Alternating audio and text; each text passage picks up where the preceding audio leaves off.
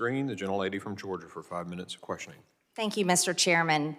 Mr. Mayorkas, we do not have a country without a secure border, and we cannot have a safe country. We cannot protect our own democracy without protecting our elections. That is a fact.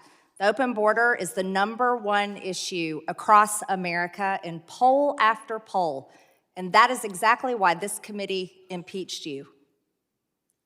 Mr. Secretary, the Oversight Project released a bombshell report last night on your connection to the dark money NGO industrial complex of illegal immigration. I know you saw this from one of my colleagues just earlier.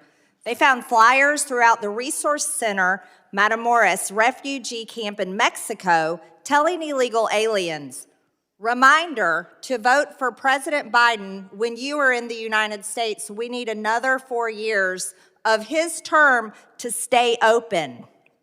Eyewitnesses saw the flyers also being handed out to migrants who were using RCM for assistance in coming to the United States. In an audio recording, the founder of RCM, Gabby Zavala, by the way, we maybe should subpoena her to the committee, agreed that they need to help as many people as possible before President Trump gets reelected.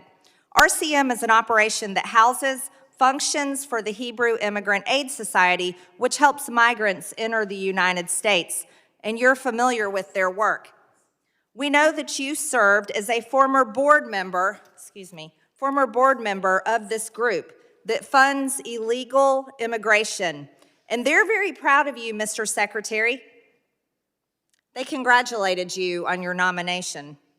You worked as a board member of an NGO that is working in conjunction with other NGOs, which are not only financing the invasion of the country, but also telling illegal aliens to vote in the United States elections. They are telling illegal aliens, non-citizens, to come vote for Joe Biden. That's your boss. This is corruption at the deepest level.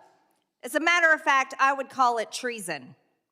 It's treason because these people have declared war on our citizens by raping our women, our children, and murdering people. Like Laken Riley, you're familiar with her, right? Congressman Art Briggs. Are you familiar with Laken Riley? I am familiar with the case. You should have deported her so that she could be alive today. Her parents would have appreciated that.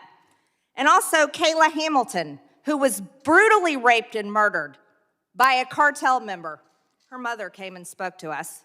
She didn't deport him either. You let him in the country. You, Mr. Secretary, have allowed over 10 million illegals, probably higher than that, could be closer to 15 million, we don't know, to invade our country. You've allowed the cartels to make billions and billions.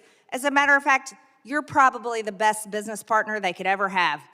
They make all this money in human trafficking and drug trafficking at our border. You've allowed approximately 300 Americans to be murdered every single day from fentanyl that comes across our border.